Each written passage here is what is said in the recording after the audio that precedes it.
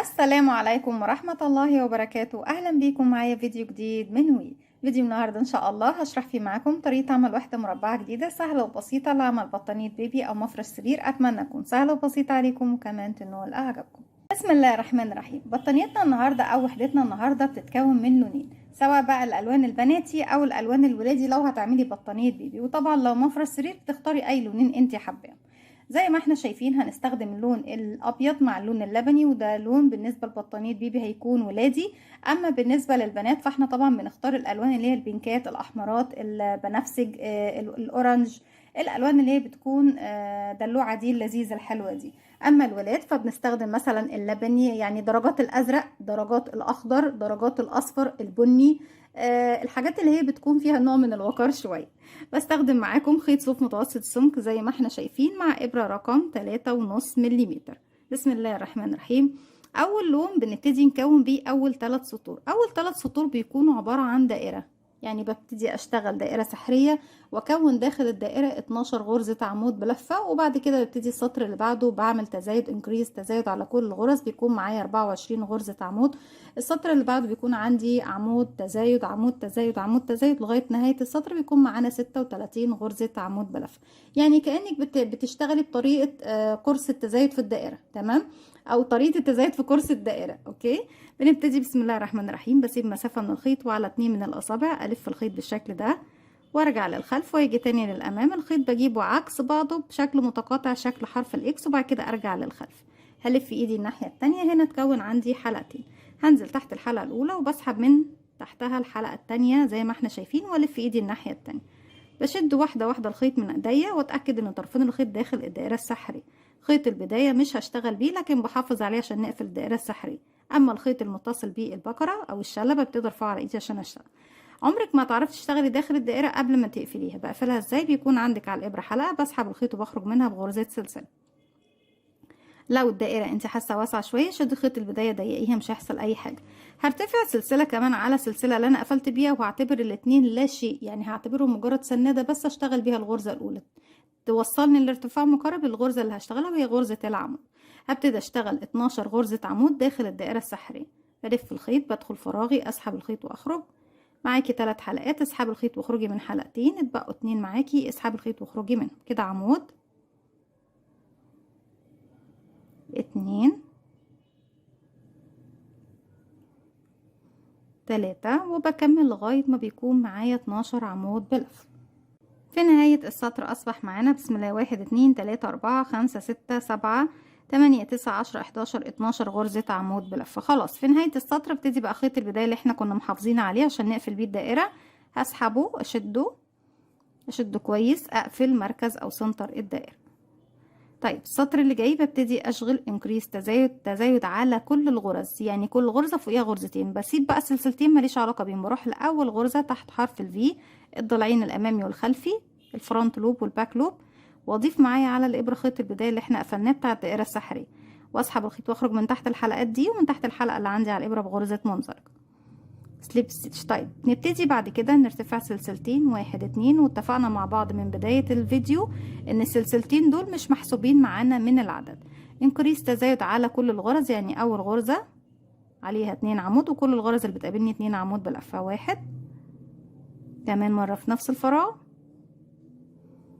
2، وارجع تاني واكرر كل غرزة بشتغل فوقيها 2 عمود بلفة. 1 كمان مرة في نفس الفراغ، 2، وبكرر دوت لغاية ما بوصل الى نهاية السطر.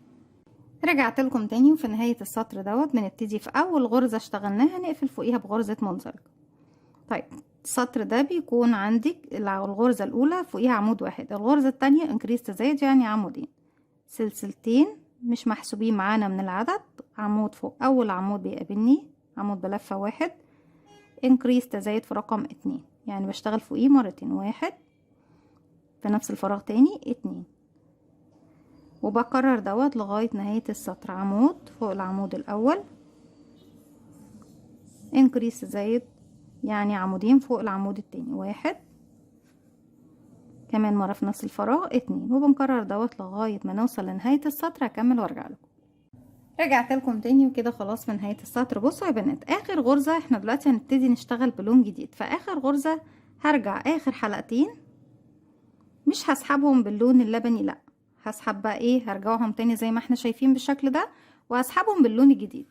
طالما انا مش هشتغل بعديهم حاجة يبقى هما ايه، اخر حاجة ببتدي اغير فيها اللون الجديد.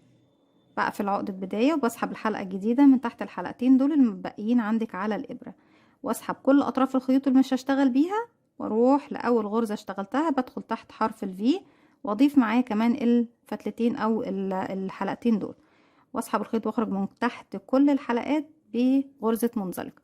زي ما احنا شايفين خلصنا غرزة العمود الأخيرة، وأضفنا كمان اللون الجديد. السطر الجديد هبتدي ارتفع سلسلتين، 1 2، هبتدي بصوا هسيب بقى اللون اللبني هنا، هجيب الخيط الابيض دوت وابتدي الفه على الخيط، والف الخيط وادخل فراغي اشتغل عمود، اسحب الخيط واخرج، هرجع اسحب الخيط واخرج من حلقتين، الف الخيط تاني الابيض واسحب الخيط واخرج من حلقتين. تمام، هلف الخيط الابيض، هفضل امشي بنفس الخطوه دي لغايه ما ايه، الفتله دي تختفي معايا خالص. هلف الخيط بدخل الفراغ اللي بعده اشتغل عمود بلفه تاني، هسحب الخيط واخرج، الف الخيط بالشكل ده، وهي دي اخر مره، كفايه كده بتهيألي مش محتاجين ان احنا نخفيه اكتر من كده. كده اشتغلت ايه، عمودين زي ما احنا شايفين بالشكل ده. هبتدي اشتغل كام سلسله، 1 2 3 4، يبقى بدايه السطر عندي كانوا 2 عمود بلفه زي ما احنا شايفين بالشكل ده. ده اخر فراغ اشتغلته، اشتغلت 4 سلسله، هسيب من تحت 1 2 3، وفي رقم 4 هروح اشغل غرزه حشو، بدخل اسحب الخيط واخرج معايا حلقتين، هسحب الخيط واخرج منهم بغرزه حشو، هرجع اشتغل 4 سلسله، 1 2 3 4، هلف الخيط على الابره وبسيب من تحت 1 2 3، واروح اشتغل عمود بلفه،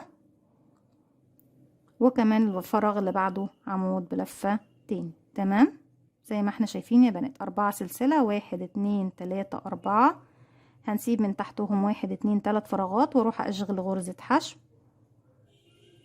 1 2 3 4، واسيب 1 2 3، ورقم 4 بيكون عمود بلفة، واللي بعده كمان عمود بلفة، وبكرر دوت لغاية ما بوصل الى نهاية السطر. طبعا بيكون اتكون عندي زي ما احنا شايفين شكل مربع، 4 سلسلة حشو، 4 سلسلة عمودين، 4 سلسلة حشو، 4 سلسلة، بنكون طبعا احنا كده شغالين العمودين. هكمل وارجع لكم.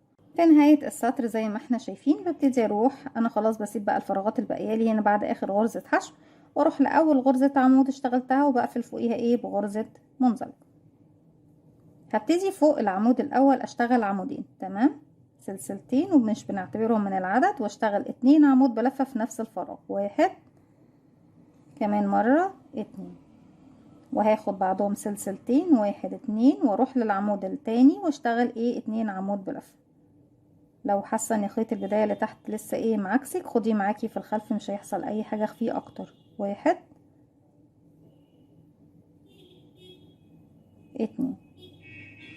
كده انا كونت زاويه، تمام، عمودين سلسلتين عمودين فوق العمودين اللي كانوا عندي تحت زي ما احنا شايفين. طيب هنا فوق ال4 سلسله هشتغل 5 غرزة عمود بلفه في نفس الفراغ، 1 2 3، بلف الخيط وانزل من تحت السلاسل على طول، 4 و5. طيب غرزة الحشو بشتغل فوقيها، لا بتجاهلها تماما، مش هشتغل فوقيها يا بنات، بروح لل4 سلسلة واشتغل كمان 5 عمود، 1 2 3 4 و5. طيب انا هنا دلوقتي فين، عند العمودين، برجع تاني اكرر فوق العمود الاول عمودين، 1 2 وسلسلتين، 1 2 سلسلة، وفوق العمود التاني عمودين، 1 2. طيب بنرجع بعد كده فوق ال4 سلسلة 5 عمود، بسيب الحشو ما بشتغلش فوقيها، و5 عمود، وبكرر دوت لغاية ما بوصل لنهاية السطر. خلاص بيتكون عندي مربع أعمدة زي ما احنا شايفين بالشكل ده، بكرر دوت لغاية ما اوصل لنهاية السطر. رجعت لكم تاني وزي ما احنا شايفين كده خلاص المربع معايا اتكون. طيب في تعديلات على السطر اللي فات ده او السطور اللي فاتت، ممكن نعمل عليها تعديلات. ايه هي يا رندا؟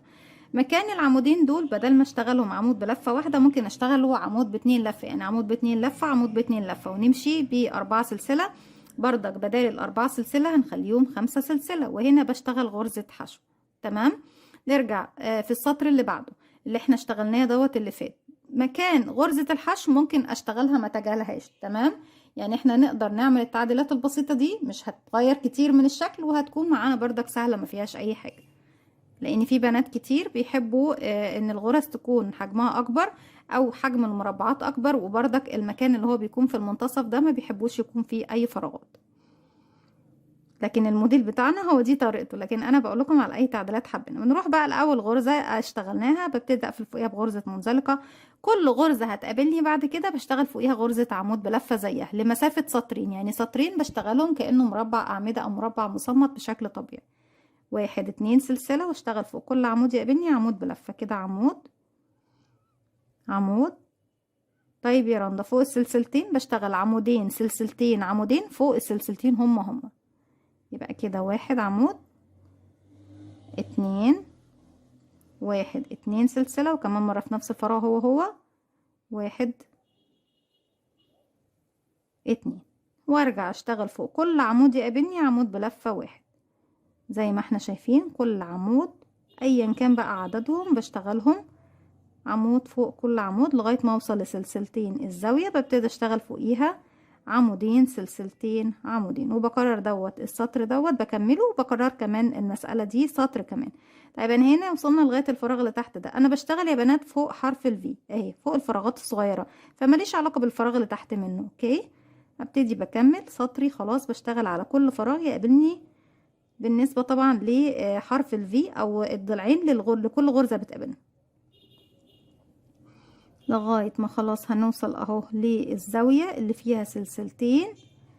فوق السلسلتين بنرجع تاني بنكرر عمودين سلسلتين عمودين فوق السلسلتين، 1 2 1 2 سلسلة، كمان مرة 2 عمود بلفة 1 2، وبكرر بقى بنفس الطريقة زي ما احنا شايفين بالشكل ده. بصوا اهو، واحدة سهلة جدا وبسيطة، سيمبل رقيقة شيك جدا، بتدينا فرصة ان احنا نستخدم مجموعة من الالوان. طيب يا رندا، انا ممكن بدل ما البطانية بتكون لونين بس اشكل في الالوان الداخلية؟ ممكن تخلي السطور الاخيرة، يعني الاربع سطور الاخيرة، احنا كده اشتغلنا 1 2 3، وفي واحد كمان هيكون بنفس طريقة السطر ده فوقيه، يعني 4 سطور الاخيرة تخليهم بلون واحد ثابت للمفرش كله او البطانية كلها، والثلاث سطور الاولى اللي هي الدائره اللي بتكونيها معاكي تشتغليها من بقايا الخيوط، وتشتغليها بعده الوان وكل الالوان المتاحه عندك. حتى لو مفرش سرير كبير كمان احنا بيكون عندنا متاح. طبعا انا عارفه ان بيكون بقايا الخيوط دي ازمه كبيره، وبتكون عندنا حجمها او كميتها كبيره جدا. بكمل بقى بنفس الطريقه لغايه ما بوصل لنهايه السطر، بس عمود فوق كل عمود، وفوق الزاويه بس اللي فيها سلسلتين بيكون عمودين سلسلتين عمودين فوق السلسلتين، ولغايه ما بنوصل لنهايه السطر فوق اول غرزه بقفل بغرزه منزلقه وبرتفع سلسلتين، وبكرر اللي احنا مشيناه مع بعض السطر ده. بس بكده بكون وصلت معاكم لنهايه الفيديو النهارده او فكرتي النهارده. اتمنى تكون سهله وبسيطه عليكم، وكمان تنول اعجابكم. ما تنسوش فضل الله ليس امرا اذا عجبكم الفيديو تدعموني بلايك وشير وسبسكرايب، واستنوني في فيديو جديد من وي. ما تنسوش كمان تفعلوا زرار الجرس علشان يوصلكم مني كل جديد، وكمان ما تنسوش تتابعوا صفحتنا على الفيسبوك. طريقة التشبيك بتكون باستخدام غرزة الحشو، شرحناها مع بعض كتير جدا، وليها فيديو خاص بطريقة التشبيك بغرزة الحشو على القناة، اللي يحب يتابعها اتمنى تكون سهلة وبسيطة عليكم وتنول اعجابكم. السلام عليكم ورحمة الله وبركاته.